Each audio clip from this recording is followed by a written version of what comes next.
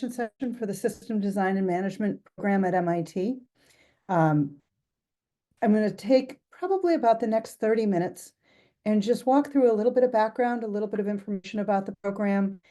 And then we're going to reserve the second half of this hour for you to be able to do Q&A. We've got a number of our current students that are joining us right now.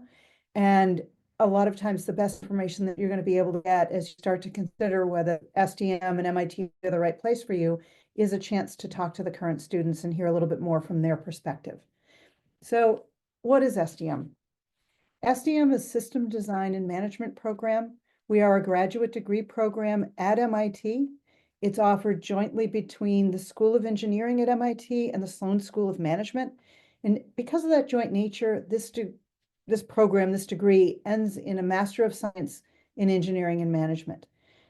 We started about 28 years ago now, and it was started as a partnership. And it was really, industry had come to MIT and said, we're challenged that our projects and our engineering challenges that we're dealing with are becoming much, much more complex, interconnected, and we need to have our key leadership people understand how to manage these large, complex systems. And so we worked with some of the leaders at MIT to be able to develop the curriculum, to be able to help mid-career professionals that have a fundamental understanding of how projects and programs work, develop those skills in managing complexity. Because we take people in that are mid-career, and the average, I'll show you a little bit more of the demographic in a minute, but the average age of our students is around 31 or 32. So they've been out there, they've worked, they've seen some of these problems in their real life career, and they bring that into the classroom. And this ability to be able to incorporate what you know and what you've learned as part of your degree is huge. And so one of our challenges was, it's different than if straight out of undergrad and you can go right on to full time. Some people have jobs that they want to continue in. Some people have families. And so we've set it up to be at least partially career compatible. And I'll talk a little bit about our options to be able to do remote and in person. We consider it MIT's first degree granting distance education program, with the big caveat there that every student needs to spend one semester on campus in the time of their degree. So the rest of it can be remote, but there has to be at least one semester in residence at MIT. And the reason for that is that there's an ecosystem at MIT. There's constantly lectures, there's hackathons, there are leaders from industry that are coming in and talking, and there's part of the experience is understanding and being able to be exposed to that. I want to kick off here with a chance for you to hear from one of our this is a student that graduated last spring, but I think she really frames the program very well. So we're going to try and see if we can get this video to work. I'm going to be upset if it doesn't.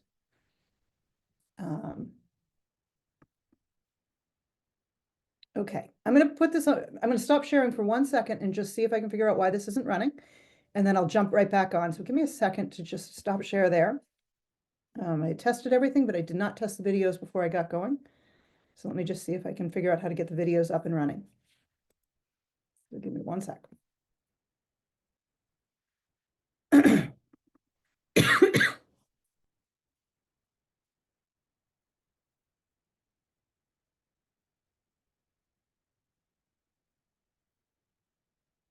All right, I am gonna bring you back on. Apologize for that. Let me get the screen share going back again. And let's bring that back up and running.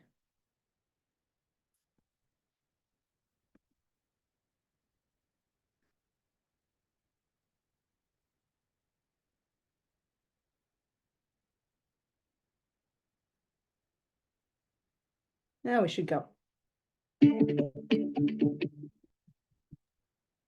As an engineer, we cannot problem solver, I've learned, and Sorry, go ahead. You can't hear it? we can hear it, It's but almost we like a can we're not seeing it. piece that's It's open in this we're seeing your corner. It may be PowerPoint. other corner, you would Well, no that's idea they were good. connected. Let's try And this. that's the beauty of systems, to understand these relationships between all these pieces. My name is Marcel Durenberger, and I'm a third-year SDM. Let me try the screen share again. I'm not sure why it was playing on my computer, and I'm not sure why it wasn't playing here. So let's Do you try want one me to more share time. it? Let me try one more time, and then if not, I'll flip it over to you, Ignacio, and let you run with it. But let me see if I can get it going here.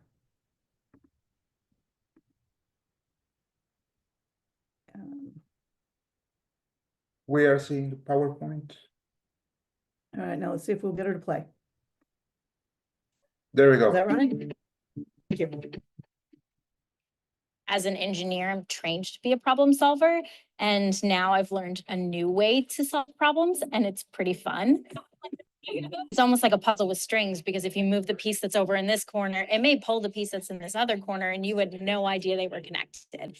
And that's the beauty of systems, to understand these relationships between all these pieces. My name is Marcel Derenberger, and I'm a third-year SDM, which is System Design and Management master's student at MIT. System design and management is a blend of engineering and management. So we split our credits between the engineering school and the management school. It is a bit more engineering heavy, and we do have business represented as well, but we also have doctors that come in. We have geologists that come in, people from energy related industries. We have consumer products, we have automotive, we have aerospace, we have military. We really have a bit of everything. And I think that also is a huge part of SDM, to have that diversity of thought, and you learn how to adapt to your different groups, adapt to different cultures. You have people in different time zones, so you're learning how to navigate that as well.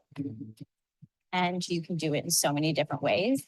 There are people who come in as sponsored from the companies and do it very quickly. There are people who are sponsored who do it in a pretty standard 1.5 to 2 years.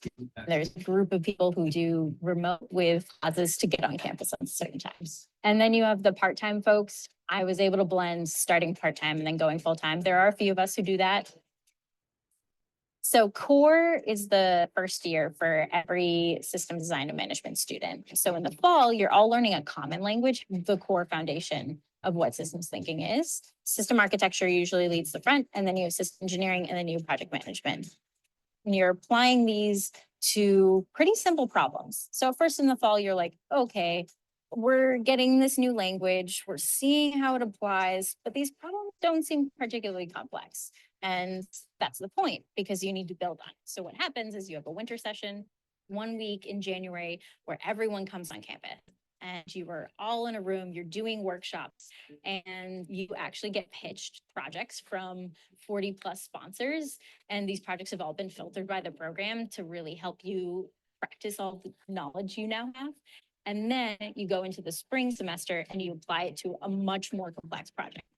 So that complexity builds across the core class, and then it culminates in how do you actually take this method of systems thinking and apply it in your workplace, or however you need to use them.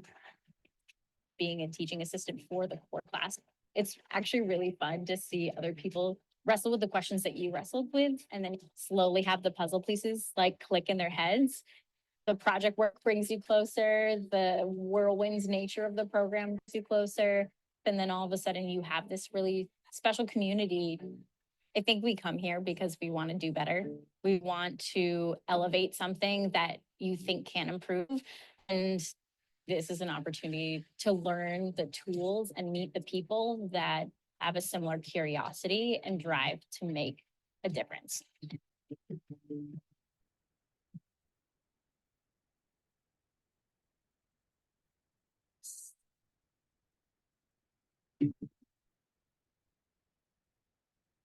I think that she frames it really well. And when we look at the mission of what we are, what we're doing here, I think people look at systems design, they assume we are simply a systems engineering program.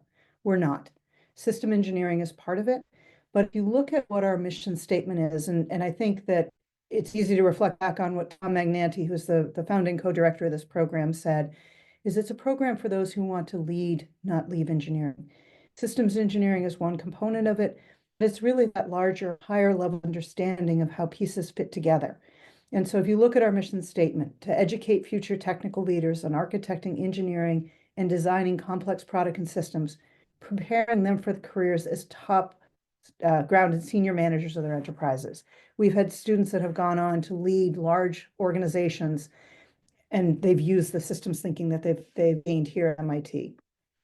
So go back to that idea of systems thinking. Like I said, it's not necessarily systems engineering, although systems engineering is part of it. The way we look at it is it's a holistic way of learning. It's thinking about how things are connected. It's valuing the relationships between them. It's looking at the dynamics. How do a change in one thing affect a change in something else? How do we look at feedback loops? Really understanding the complexity of the problems that we're dealing with. And that's what we believe is going to set you apart as a future leader.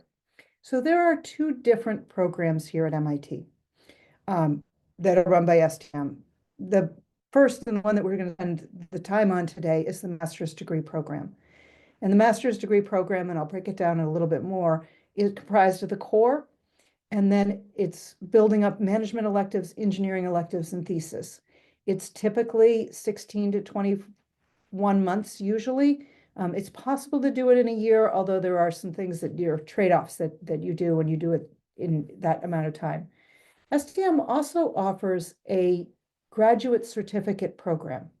And the graduate certificate program, I want to just make clear, is the regular graduate courses taken at MIT. So you are taking the same core class with the master's degree students on project teams, in homework teams with the master's degree students. You're earning a MIT transcript for those courses. And in fact, it ends up taking you about a third of the way through the degree program. But most of our certificate students are working full-time. They can't necessarily pull out of their job to be able to dedicate for a full master's degree program. And so this gives them the fundamentals of systems thinking, along with the capstone project they do in their summer. And so there's a lot of the same value and content. There's just not as much breadth as you would get in a master's degree program. When we look at where we sit at MIT, I talk about the fact that we are a combination of the Sloan School of Management and the School of Engineering. But what does that mean? I mean, I think what I want people to understand is that you are a student of and have access to just about everything that's available in the School of Engineering as well as at Sloan. So again, what does it mean? In the School of Engineering, it means that you have access to all of the departments, not necessarily just the one that your undergrad was in, but if there are courses that you have the prerequisites for, you're welcome to take in any of the different engineering departments. We have a good number of our students that get involved in research and teaching assistant positions in labs, working with faculty across the School of Engineering. It's very similar with Sloan. There's access to courses, to action learning labs, to research, to conferences. There's the ability to be part, we have a couple of students each that are part of the Sloan Senate, which is the leadership team for Sloan.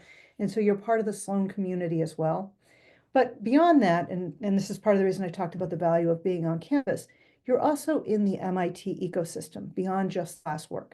And so if you look within building E40, which is where we're located on campus on the east side of campus, on the first floor of our building is the Martin Center for Entrepreneurship. And so people that are interested in entrepreneurship, there's an ability to drop in and participate in that ecosystem.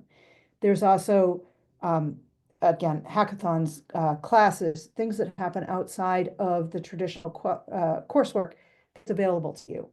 And lastly, we recognize that people that come in here, most of our students are going to step back into industry on graduation. This isn't something that typically leads to a PhD. And so we want to keep connected with what you're learning, with what's happening in the industry. And so there are projects, we kicked off about a week ago on these spring projects with industry coming in and pitching projects for students to engage in. We do tech treks. In fact, we're due to leave on Friday for Japan for an Innovation Discovery Japan trek. And so we do a trek in the US, we do a trek in Japan, and we've started last year doing a trek to Europe throughout the year. And so you've got those opportunities. Companies come in with potential for research sponsorship. So there's a lot of chance to be able to learn and understand how what you're learning can be impacted back in the company environment that you're likely going to return to. What does our students look like? As I mentioned, our average age is around 31 or 32 years old. And so most students come in with somewhere between 8 to 10 years of experience. It's a bell curve. We ask that students have some experience before they apply. 5 years if they've got a bachelor's degree, 3 years if they have an advanced degree.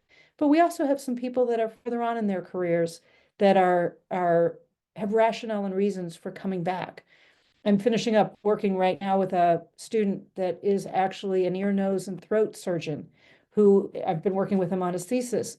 And he came because he's looking at new technologies for cochlear implants, and he really wanted that systems approach to look at medical device. And so he's a little further in his career with his background. But we have that type of diversity in the cohort from a whole host of different industries.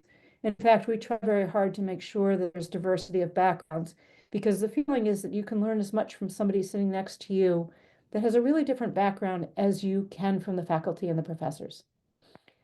We have some students, and it tends to run about 40 to 50% that have some type of sponsorship by their company, but that means that there's 50% or more that don't.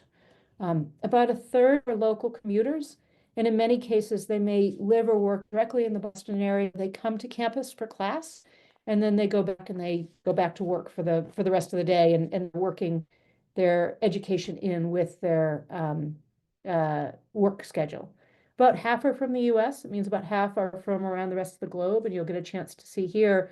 The blue is showing the higher density, but you can see that we have students from represented from most of the continents. In terms of backgrounds, and we get a question often of, I have a bachelor's degree, is that enough? And absolutely. And then we also get questions of, I already have an advanced degree, would you consider me? And I think the question is, if there's a reason and a fit for why this degree matters, then yes, we absolutely welcome you no matter what your educational background is. In terms of industries, and this is a little bit hard to put these bubble clouds together because there's overlaps. And when you look at things like manufacturing systems, it may be consumer electronics as well. But this is what students self-identify as their industry backgrounds. And so you can, again, take a look with an incoming class of roughly 60. We've got really good diversity in terms of the type of areas that students are coming from. And we hope that that reflects back in the class and the discussions they get when students are in class. So our biggest foundational part of the program is this integrated core. It's the one class that's required of every student that comes in, whether they're a certificate or master's. It is a full year course. It runs fall. At MIT, we have a January term, so it's called IAP, or Independent Activities Period, and our core runs through January, and the spring semester. It's a 15-unit course, and that's a little bit of a strange credit system for most people that have come out of a traditional US school where classes are 3 or 4. At MIT, the number of units for a class reflects how many hours a week you're expected to spend on that class in total between in-class time and homework. So 15 units is a high-load course, but that's the one single course that everybody takes. And the focus there is that idea of broad and deep on the systems education. Marcel talked about it nicely, about you get concepts introduced in the fall, and then you come back again and you learn them again in context. And so it's that give you this confidence and skills to be able to lead projects when you get back into work. It's not just a lecture process where you sit in class. It has in-class discussion. We bring in outside industrial experts. There are team projects. There are individual assignments. And then what we end with is this semester-long project where you're taking the concepts you've learned and you're getting a chance to apply them in a very low-risk, real-world situation. It's not your job that's on the line. You get a chance to try and test things and learn as you go. I'm going to play one more video if this pops, and it does look like it's going to run correctly. Here's Dr. Brian Mosier, and Brian is our lead instructor for the core, and I think he frames very well what we're trying to accomplish in the core. Today, being an engineer is very exciting. We're going through an energy transition. We have new computation, new classes of automation and robotics. Hardware and software are back. At the same time, what's happening in medicine, precision agriculture, carbon reduction. All these transitions are happening, which means that there's so many new combinations, new opportunities that rising engineers can address. SDM is a program in the graduate schools of engineering and the School of Management at MIT. It offers both a master's degree in engineering and management, as well as a certificate the same. Our students are at mid-career. We have students from agriculture, from energy, biotech, health, aerospace, from automotive, from governments and military in one classroom.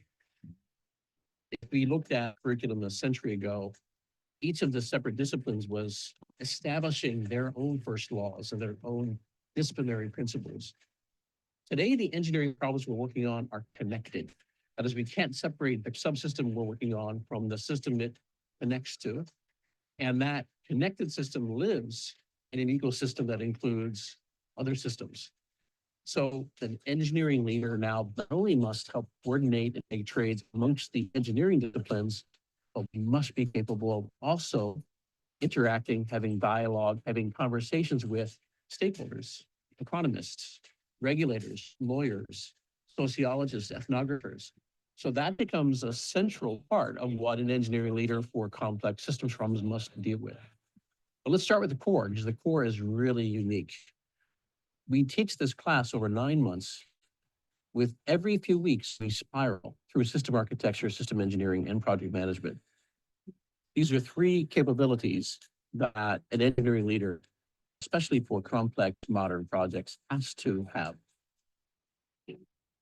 Students are involved in hundreds of hours of activity, including 300 hours of team-based projects. We invite outside organizations, both companies and governments, to propose a problem. Students begin by simply trying to frame the problem. They then take that and understand and decompose that system and understand how it might perform and function with different options and different approaches. And then they also think about what it means to then take this proposed system into the real world. The significant peer learning. Then there's also now a new vocabulary, a new way of seeing the world as systems, and a whole toolkit of methods that people learn. After the core, there are foundation classes tied to systems, both in engineering and in management. It's also now important, heading towards a thesis, to explore. While at MIT, it's such an amazing place. It's like being a kid in the candy store. There's so many interesting classes, interesting activities. And so the electives give one a chance to shape one's own degree. And thesis is an important ultimate expression of the journey they've been on as a student, advised by a faculty member or a professional researcher. And typically it's a one-on-one dialogue over at least 6 months.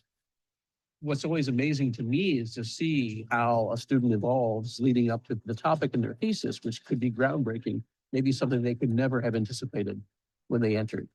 And an important part of the experience in being here at MIT is permitting that discovery, being open-minded, being diligent, extracting a ton, then allowing for the discovery and the shaping, whether it's a new technique, a new method, a new company that might emerge from the time period.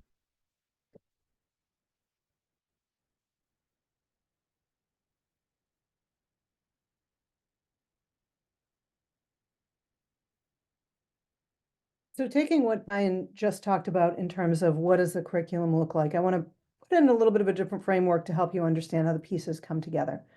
So the integrated core is what we consider to be the foundation. It's learning the language, the tools, how to think from a systems perspective. And then what we ask students to do on top of that is to take 12 units of depth classes in in both management and engineering. And by depth, what we're looking at is to take a topic that's introduced in the core and take essentially on the engineering side, one class that'll dig you deeper. The management side's a little bit different because most of our students do not come in with a background in business. And so the management depth classes are really mostly the MBA core classes. And it's a chance to be able to get a little bit more depth in something that's part of the MBA core. On the management side, most classes are either 6 or 9 units. So it's typically 2 classes to satisfy the depth requirement on the management side. And then after that, it's electives. So there's 15 units of electives in engineering and 15 in management that are required. And this is where that enormous catalog of classes come into play. There's hundreds of classes available in both the engineering and the management school. And what I look at when I advise students is, what are those gaps that you want to fill? What are those needs that you have in your own professional development? And being able to look into the classes that are going to help you satisfy what's required. And then the final, and I would say the summative part of it is the thesis. It's a 24-unit thesis. It typically spreads over 2 semesters. to be able to take the time to do the research and be able to really give thought on a significant problem. Kind of spread through this, just really the idea that you have choice, and you're not restricted to a limited set for SDM students. You really can tap into courses and curriculum across the different schools. We talk about career compatible, and I mentioned before that it is possible to do this at a distance with a caveat. And so we have students that are on campus full-time. They'll take 12 to 24 months in the full-time status. A lot of times students will get involved in a research lab, and they may take a little bit lower course load, gain a research assistantship, and be able to finish with funding from faculty here at MIT. We have local commuters that live in the area that come to campus, and we do have distance students, and the distance students are required during their first year to come to campus for orientation, which is 2 weeks in August. They're required to come for 1 week in January, where we do an intensive workshop week, and they're required to come back for 1 week in May for final project presentations. Other than that, they participate in the core at a distance. And then there are a couple of classes, not a lot, but a couple of classes towards the master's degree they can do at a distance to allow them to focus when they're on campus on those classes that are only offered here directly. The certificate program is a 12-month program. They also are required to come for 3 weeks on campus, but almost every one of our certificate students is doing this while they're working full-time. What does distance education look like? I think this was more unique 5 years ago before COVID. I think we've now all lived in Zoom. MIT actually was a group that had worked with Zoom long before COVID hit to be able to make distance education happen. And as you can see in the classroom picture here, there's a group of students on one screen. It is synchronous so that students are live in class and participating while class is happening. And so there's discussions and there's interactions that happen. We have the TAs that are attentive to what's going on online, so questions and discussions can happen between online students and students in the classroom. I want to just hit one more time. There's no way to do this fully at a distance. There is a requirement to be on campus. And then the other part of it is all Sloan classes and most engineering courses have to be taken on campus. So it takes a lot of careful planning if you intend to come for a single semester on campus. It can be done. It just takes work and pre-planning. Everybody's always interested in what does it mean to me? And for every individual, it's different, and it depends on where you are in your career and what your next step is on the outside. But I think that the averages can tell a story.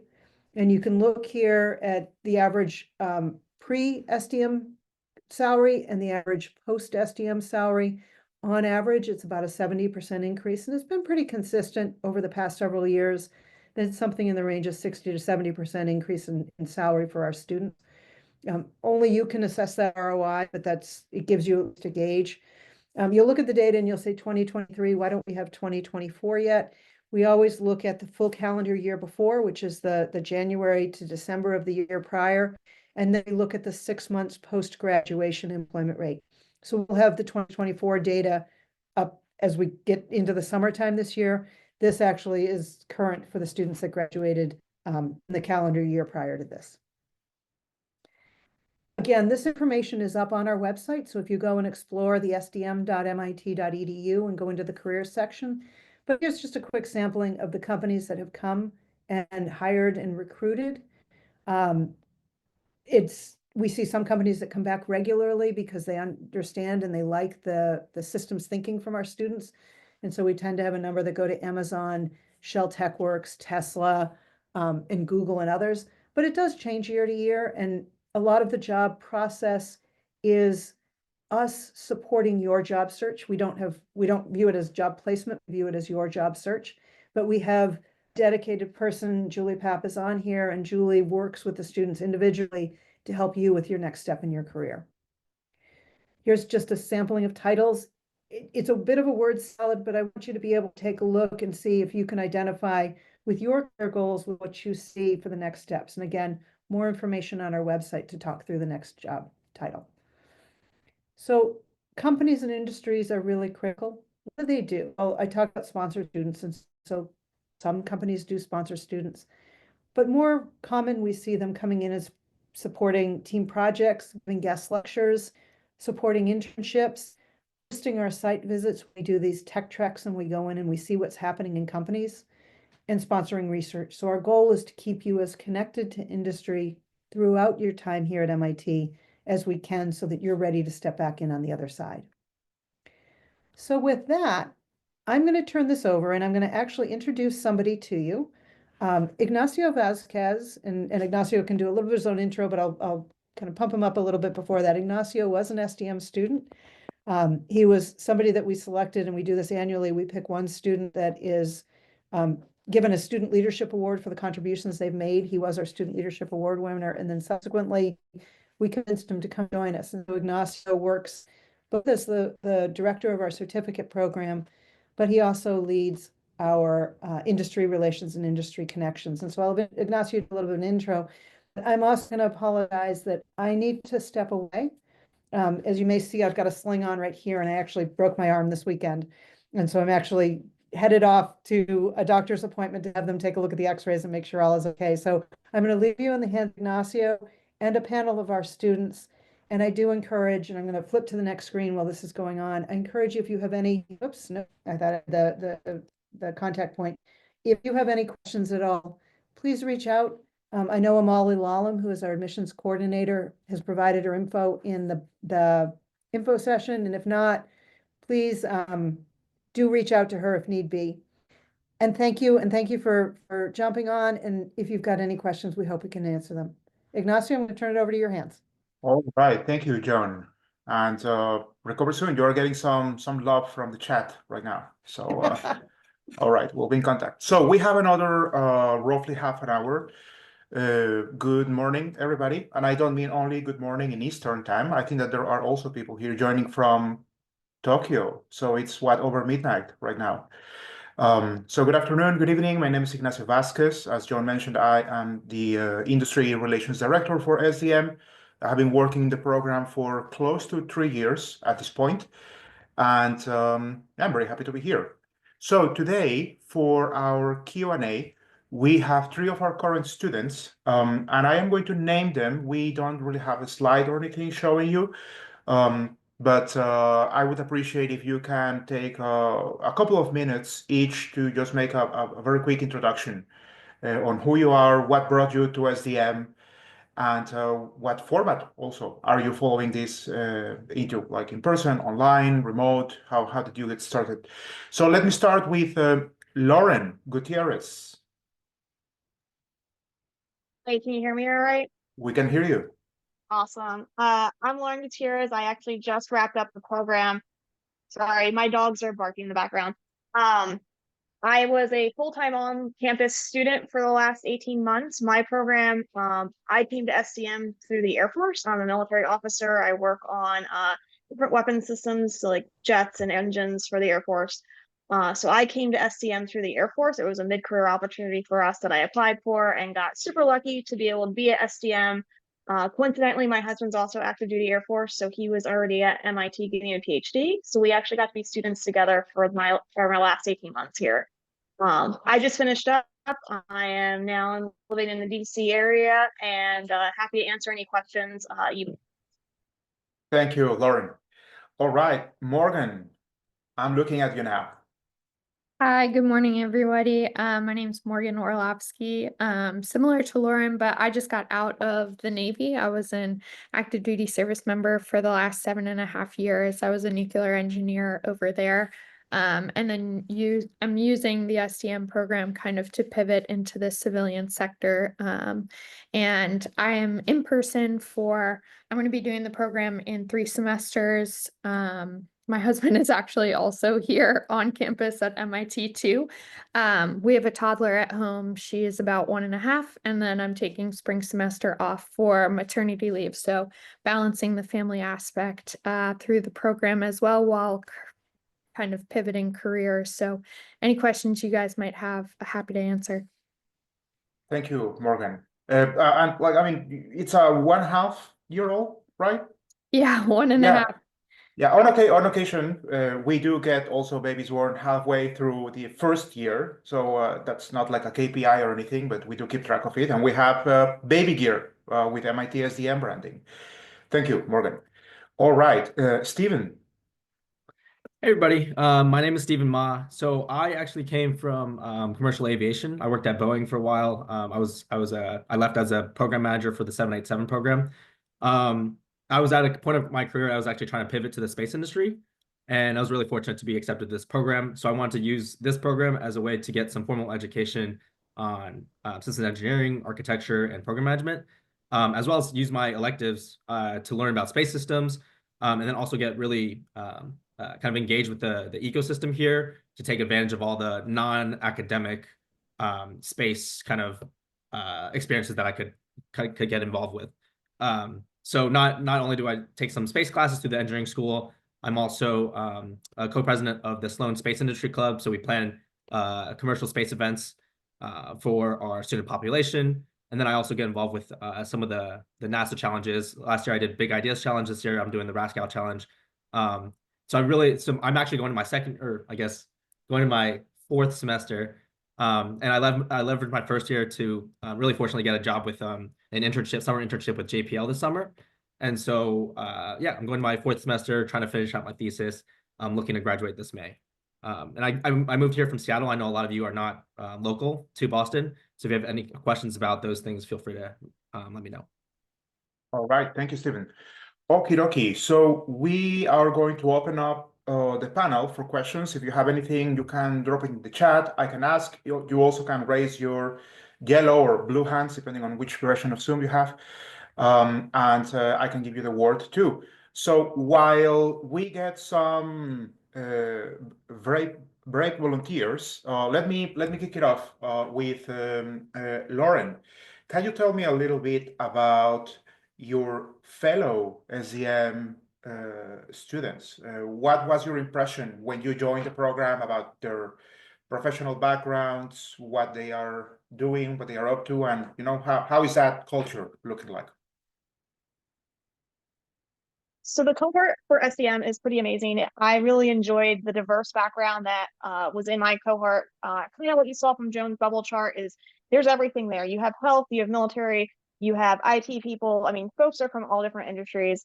And the level of professionalism that people brought in the stories about hearing and learning about how different areas do and work engineering was really fascinating to me. I really enjoyed it. I've made some of the best friends through this program and still in contact with them today. So the cohort you are with, it's really great. It's a really special opportunity.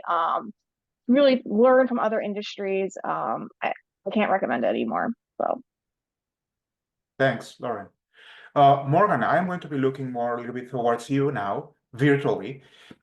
So you mentioned something very interesting during your introduction, that you are kind of using this time to pivot into something else, and that's actually something that we're quite familiar with the program. Can you tell us a little bit more? How is this helping you to explore or find your next opportunity? Yeah, absolutely. So kind of similar to Stephen, I'm looking to pivot careers and kind of leverage the ecosystem and learn, coming from a military background, really where I best fit and fill in the civilian industry. So been leveraging, the tech tracks, got to go to Commonwealth Fusion to see how a civilian nuclear plant kind of looks and feels, as opposed to what I was used to serving on nuclear powered aircraft carriers for the US Navy.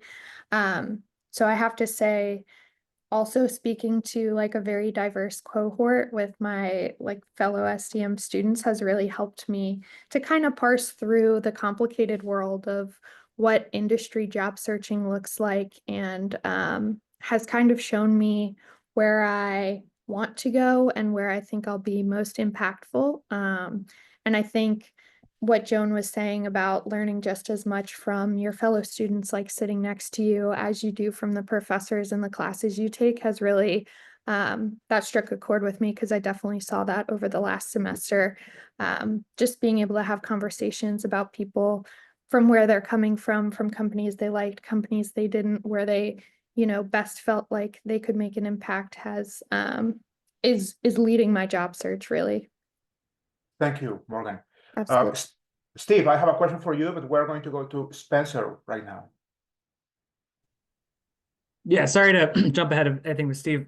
Just wanted to kind of ask a general question about this being, a mid-career program. The people that come into it with industry systems backgrounds and mindsets, how do you overcome the existing mindsets or mentalities, or I guess like any learned bad behaviors or anything people have begin with, or like, I don't know. How do you relearn basic fundamentals for approaching things when you've already been doing it for a number of years? I think that's quite a bit of an experience. Anybody in the panel? Yeah, I can touch a bit about this. So I worked at Boeing for 5 years. My first 2 years, I actually worked as a systems engineer. So I did very, very detailed work for like requirements, concept of operations, systems architecture for like an entire program, and trying to like fuse that with model-based systems engineering. But I will say the way that this course is taught is quite different than other systems engineering, maybe like 101 courses that I've taken, and it's definitely very different than learning on the job. The way that they teach this is they really start from the very, very basic building blocks. And it might seem kind of, well, basic at first, but the whole course is to teach you to like train you to think slightly differently. Not necessarily, it's not like focused so hard on the individual processes and tools. They'll teach you a variety of all those things, but it's really like, how do you look at any problem and think about it in a systems viewpoint, and how to decompose things. It's kind of like as I went through college and any of my courses, I think the value of a class is if it makes me think differently. So now, like after taking the SDM core, when I think about any problem, or I look at or just think about things throughout the day, I like think about it in not just the context of itself, but how does it fit into the bigger picture of the society or other things like that. So I think so one way is that the way the course is taught, it really helps you build from like building small building blocks. So I think that retrains what you might think about systems engineering. And the second thing is that as we keep on talking about the diversity of our cohort, we all come from different industries, and we come from knowing different maybe systems engineering principles and stuff like that. You learn from each other. You learn from each other as well, and different perspectives of what systems engineering is. So that helps reframe maybe some of the biases that you have coming into the program as well. Morgan, Lauren, anything? No? I think Steve hit it perfectly. Okay, got it. Thank you. All right, let's go to Curran. Curran? Yes, Curran, perfect. Thank you. Curran, And perfect. thanks so much for putting on the session. My name's Curran. I just have a question about the thesis process. So how it's been to try to like find an idea for the thesis or select a thesis idea. Is that something that you came into the program kind of already having an idea of, or does the program help you pick the thesis idea? Thank you. Panel. So I can take this one since I just finished my thesis. So for most people, I would say people come in with not too many specific ideas on their thesis. I know for me personally, my approach was, especially the first semester, was be open to anything. I just kept kind of a running tab in my one notebook of interesting pieces of a lecture and what class it was in that I heard. And then I used IAP in some time in the spring to kind of go through that list and really start going through, okay, what am I really interested in? What advisors are out there who are best suited for those areas, and then kind of went from there. For me personally, I was really interested in systems thinking and systems theory as it pertains to organizational design and management. So I took some classes that were about systems thinking. And I was fortunate to find an advisor, and it kind of just worked itself out from there. I know other students do come in with very specific ideas, and they're able to make it work, and it all works out in the end. But I think it's a process. It's a very individual process. And my biggest advice to you would be come with an open mind and just use the fall semester. Give yourself some time, just hear all different ideas and do some of your own research. Thank you. Thank you very much. All right, let's go to Nikhil. Hey, hi, thank you so much for giving me an opportunity. So my question is very specific that, see, I saw that the cohort size is about 55 people, and this makes it very competitive getting into the course. Plus, I don't have a company sponsorship. Like, I served in the military, in the Navy. Hello there, Morgan. I served in the Navy for 10 years. Then in the Indian Navy, and then I worked with Amazon. I was a senior manager. I was in the SMT industry, semiconductor manufacturing. So my clients were Foxconn, Jabil, Luxshare, ICT, and people, all the SMT giants in Taiwan and China. Um, uh, uh, my point is that after Amazon, I never went back to corporate. I chose the path of entrepreneurship and I started my own company because then post Amazon, I studied masters at Indian Institute of Science, Bangalore. It's one of the premier research institutions known globally, Indian Institute of Science, Bangalore, and I'm based out of Bangalore. Um, I was lucky enough to get 2 term sheets from some VC firms, but for my company, which is into predictive AI for battery energy storage systems, BESS. Um, but then the TNCs were not favorable.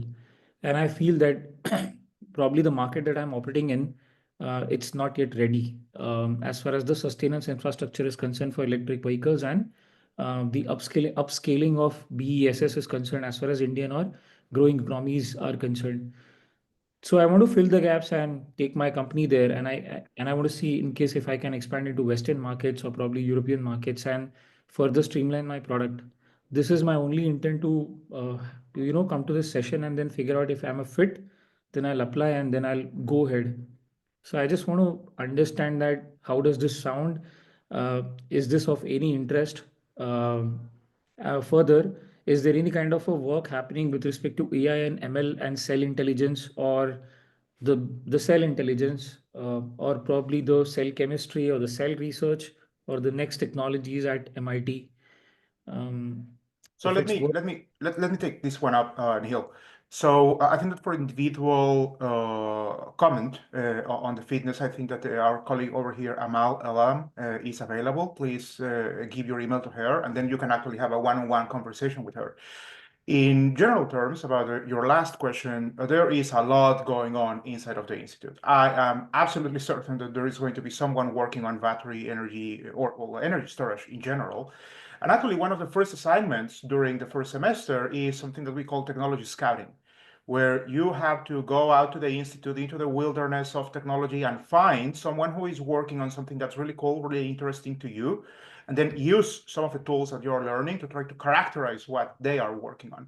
And then you get to share that with 50, 60 other students and see what they found. So I'm sure that there will be someone working on your area of interest.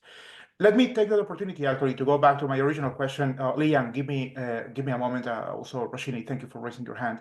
Let me go back to Steve for the original question that I had for you, because I think that it's something that we have not really brought up.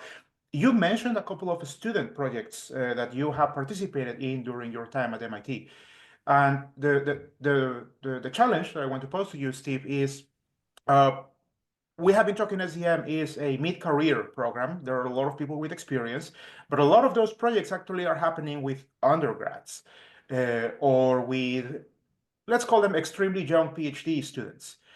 How has that experience been? Are you the odd fish in that barrel, or is it more of an integrated thing?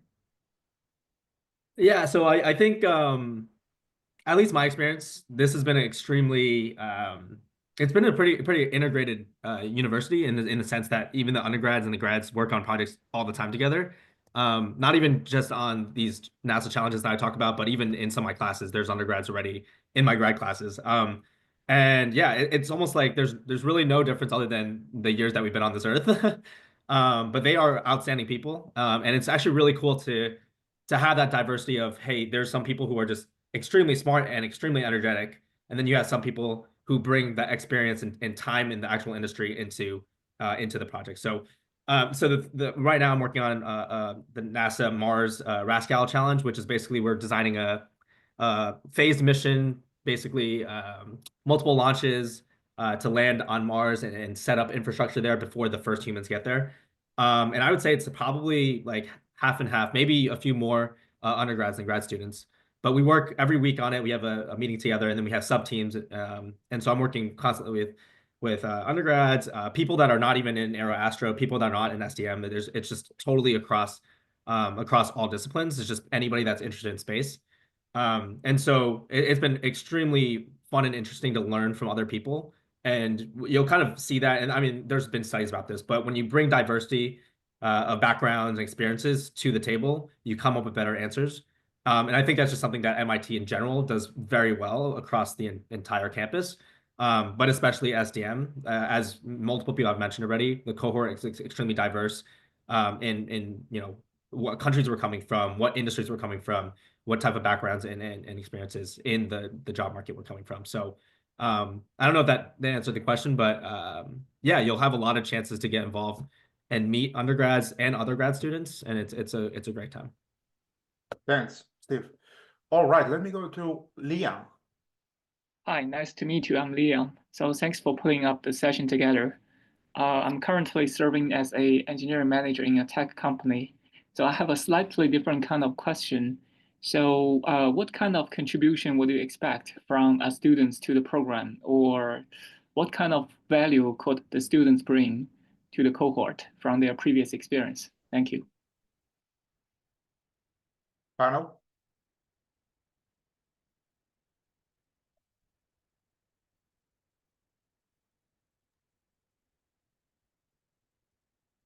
I'm not sure I fully understood the question. Could you rephrase one more time and I'll take a swing at it? Yeah, so I'm asking what kind of contribution could the students have to back to the program, or what kind of value could the students bring to the program according to their previous experience? Or what kind of experience would you expect the students bring to the class for their classmates? Yeah. Gotcha. I think what I've seen in my cohort at least is like we're pretty on par with the 5 to 10 years of experience in industry. So a lot of the core work is group projects. So you're working with, 5 other people, and everybody's bringing in their personal experiences and expertise to kind of parse through these assignments and deliver a final product. So in that sense, you're bringing like all of your experiences and your biases and what you've seen work well, work not so well into these group projects. And I think that's a really meaningful part of our program. And then as far as like what you can give back to the program as a student, Stephen is actually one of my TAs, so the teaching assistants. So, you kind of get to if you're in one of those positions, come back and then lead the next cohort in their journey through what you just went through the year before, learning everything about systems, dynamics, and engineering, working through these problems. So that kind of mentorship and guidance, I think, is a really quick turnaround on how to give back to the program. And then we've been fortunate enough to have a lot of high-level speakers come back who have been through the program years before and then speak to our cohorts, our classes, and kind of tell us what went well for them in industry, in their careers, what they brought forward out of this program. So I think there's a lot of opportunity for that. Thanks, Morgan. Thank you. Very helpful. All right, let's go to Roshini. Yes, that's right. Hi, everyone. So firstly, thank you, Amal, for answering to all my questions about my eligibility over email promptly. And yeah, so my question is like, so I come from a user experience and digital product design background, where my work mainly focuses on understanding human cognition and system behavior. But as a designer, I sort of have a cap to my role where I can work only to the extent the visual design goes, and I don't have much say in the way system works. So that's one of the reason I'm interested in the system, so I can go beyond my current role. And so what I wanted to know was like, I'm particularly interested in transitioning to leadership role where I can combine both cognitive science and system thinking to drive innovation, and healthcare and technology is the space I want to work in. So how does the program support someone who does not have a traditional engineering background to make this transition? Does the panel have anything, or should I take this one up? Okay, let me take a swing at it. Roshini, thank you for your question. So one of there are a few mechanisms in here that I think are important. The first is the electives that are available to all SDM fellows that are about, I am going to say somewhere north of 300, are some of the things actually that you can use not only to learn, about leadership, about those technical and managerial skills, but also to get to meet people who have the profile that you are actually looking to transition to. So there are a lot of people already inside of the institute, not only within SDM, that probably have the experience that you are trying to get. Forming and building that network and getting value out of those relationships are things that we are very actively catering for, and we are designing experiences and opportunities for you to actually grow that part.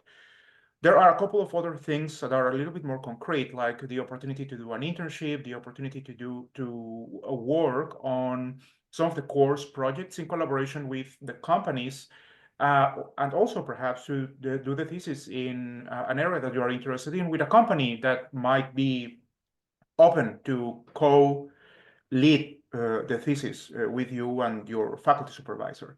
So those are, I believe, some of the mechanisms. There used to be an integrated design and management program that seems like a similar fit to what you're describing. And actually, that program was a sibling program of SDM. So we were used to working pretty much together. Those are, I think, are some of the things very concretely that I want to bring up. We only have a few more minutes left, so let me move on to the next person. So we have 4 minutes, and I do want to be very mindful about everyone who is blocking this hour. So let me go to Ryan. Hello, good morning. Morning. Thank you guys for hosting this session. It's been incredibly helpful. My question, I'm interested in the distance master's program through SBM. Just some context, I've been working in industry for about 10 or 11 years as an aerospace R&D engineer. I've got a family at home. I've got a 1-year-old and hoping to keep growing our family. How do you guys set expectations with existing employers to support program class schedules? I would be considering, I could consider moving, but would you guys suggest like taking a sabbatical or extended leave to optimize the program experience? And how did some students in the past manage that? I'd like to stay with my company if possible right now, but hoping to take this experience to expand my skill set and potentially grow into a new role. Let me get started with that very quickly, and then I will see if anybody in the panel has any more thoughts on this. So the master's program does not have a set time where it has to be completed. It could be completed in as short as 1 year and as long as pretty much needed. But at some point during the master's, MIT does require people to be on campus full-time during 1 semester, and that means about 4 months.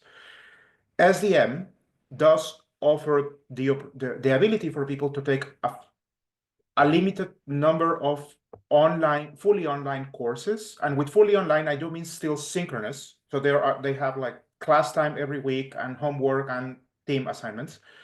But the number of courses that are available in that format are very limited. Where we have a 300 pool of courses, the online courses are about 5 to 7, depending on a variety of factors. So it's a more limited pool of options that people have. For the degree, it is necessary to be on campus for at least 1 semester. And the caveat in there, other than the pool of courses, is that the business school does have a only in-person policy. So all of the business courses in Sloan are to be followed in person. The certificate, however, on the other hand, which only covers the core, that can be completed fairly much online. We do require people anyway during the certificate to come to campus for roughly 3 weeks, 1 week in August, 1 week in January, and more or less 1 week in May, to be completed. And the certificate is blended with the master's, so that they have plenty of time. They take the same course We don't make a lot of distinctions in that regard. And then the certificate, if they have a good performance, they have the option to apply to the master's program. I hope that helps. All right, so I know that everybody is very interested, very engaged. I really want to appreciate everybody for their questions. Thank you also to the panel for giving your insight, your experience. We are going to stick around for a few more minutes, but at this point, the session is formally over. If you have any more questions and the panel is available, they are free to stay. If you want to stick around to ask anything else, please do so. We are going to stay maybe for 5 more minutes. That's going to be it. So thank you everybody for being here, and we'll be hopefully seeing each other. All right. So we have a couple more minutes. Dami, not sure what is the inflection. It's Dami. Dami, there you go. Good to see you again, Ignacio and Amal. Thanks for setting this session up. So I think my question is more about the application process. I think the first deadline was in December. I'm just trying to get a better understanding of what to expect between December and March 7th, which I think first round decisions go out, right? Yeah. That's my question. Pretty straightforward. Oh, okay. So once you submit, we don't start reading applications until after the recommenders deadline, which was December 20th, to have complete applications. Right now, round 1 are being reviewed by readers. We do have a meeting in about 2 weeks to go over who will get the request for an interview. So that would be the second phase within the process. You'll hear from me probably the first week of February for an interview. That takes about 2 to 3 weeks to complete. And that brings us to the March final decision. So everybody will hear from me soon with either a decline or a request for an interview. And you'll be assigned somebody who you will reach out to. The slots will be available to schedule the interview. And like I said, that takes about 2 to 3 weeks to complete. We have one more meeting to go over the selected, and then you get the final decision in March. Thank you. So just to clarify, first week in February, most folks who met the first deadline should hear back on, hey, it's a no, or hey, we're interested in, learning more about you. Yeah, by requesting an interview. Interview is done through Zoom unless you would like an in-person. In that case, let me know so I can find you someone who's on campus to conduct the interview. Otherwise, they all off campus. But yeah, so in February, it's actually that Monday, first Monday of February, that I will get all the emails out. All right, I appreciate you. Enjoy the rest of your day. Thank you. You too. All right. Yes, Danny. Hi, thank you. Let me just lower my hand. So I'm in Pakistan right now. I would like to know, it's been a while since I was in university. And again, getting back to that, academic side, quite a bit of it. What kind of challenges have you ever come across people who've had maybe perhaps like over 20 years of a gap between university and then trying to get back into things, and how do they deal with this with such thing? If you could please. Okay, let me take that one. So how do you deal with it? We give them a lot of support. It is tough, however. I'm going to keep it real. So one of the things that we work very closely with Yazani is that every single student during their first semester, they have a dedicated academic advisor. Joan is, for example, one of them. We have 3. And the purpose of that advising is to help you navigate what are the courses that might make more sense or the ones that you would need to brace for impact. We are not going to prevent you from taking any course that you would like to be involved in, but we will probably give you some fair warning about what you can expect. It is difficult, yes, but it is not difficult because you have been out of school for 20 years. It's difficult because that's just the nature of the work. Just there are some courses, for example, if people want to go into hardcore machine learning and you have never programmed anything in Python, that's a conversation that's worth having and saying, okay, so what then can we do in order to support that, or what sort of like are the chances of doing that? But there are also a lot of courses actually where that experience comes to give you a fair advantage, because if you are interacting with students who do not have any practical experience outside of doing homework, it is actually far easier for you to determine what's important and what's not. So it comes with blessings too.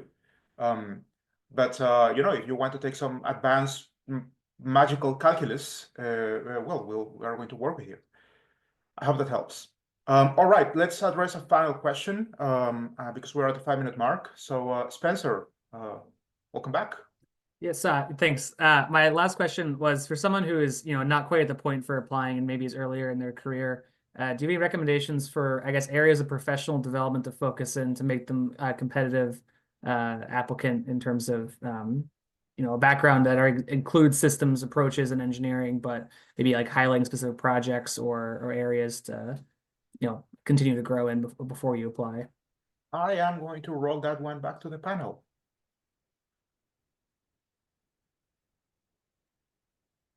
Yeah, sure. I can take a stab at this and then see if Morgan or Lauren have anything. So I think you can find a lot of the qualities that they're looking for in a candidate on the website and probably through the presentation they put today. At a high level, I think again the objective of this program is to develop technical leaders that stay in engineering. And so I think part of that is like if you try to make like a stepping stone career pathway to that, then maybe like the steps that you take right now before you start applying for programs like this should follow that as well.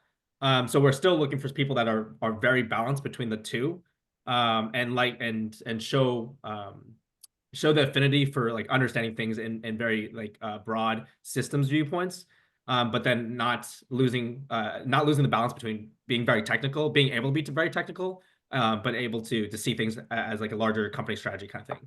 On top of that, I think just to set yourself apart as a strong candidate, it goes back to those being able to show those really strong like soft skills of being able to take leadership. I think through your resume, showing that you continuously increase the responsibility that you have in your roles is a great way to kind of set yourself apart as well.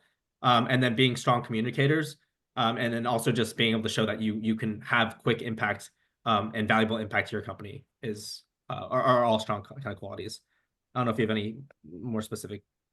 I guess kind of follow up, but is there anything you did in your career before you applied that you thought was a notable, like a big step that made you a better applicant? You said you're a project manager. Is there like a specific large project or something, or? I don't. Yeah, I don't know. So I think. I think just in the sense of being a program manager, you take on very large projects that are heavily rooted in integration across a lot of engineering disciplines as well as stakeholders. So I did have to, I was in discussions with the airline customers all the time, as well as our engineering leadership. And then also just like, how are we portraying ourselves in the market?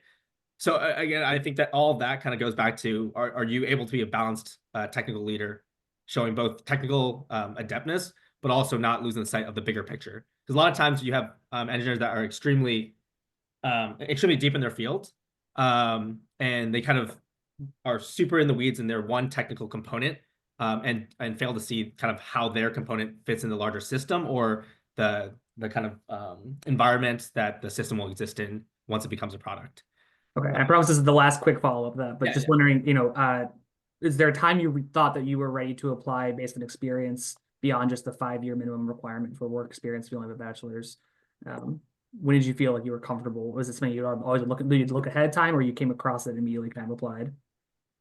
Yeah, so I think my I guess my suggestion would be apply early and often. I think just trust in yourself, right? Believe in your own abilities. For me, I think more so when I felt ready to apply was when I took the time to learn about this program, and it just felt like, oh, this is the perfect program for me at this point in my career. And again, it was kind of at a point inflection of my career where I wanted to switch industries. But I knew that I loved the complexity of airplanes, and that's why I loved my job before.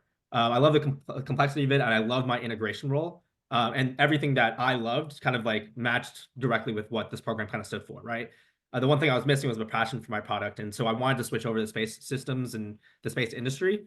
And so this was almost a perfect way to get formal education and things I loved already, and then also use some of the electives that, like, a lot of systems engineering programs do not have that the ability to take kind of electives in both management and engineering. That's extremely unique. So that ended up being perfect for me. And that allowed me to not get some like formal education in space systems, but then also leverage the MIT ecosystem to take advantage of all these other extracurriculars to bolster kind of my resume in the space industry. Right. With that, we are going to close the session. Thank you, everybody, for being here. I hope this was useful. The recording will be available in our YouTube channel in a couple of days on its entirety. Meanwhile, if you have any questions regarding specifics about the application process, please reach out to my colleague Amal. She is the one coordinating the entire admissions process.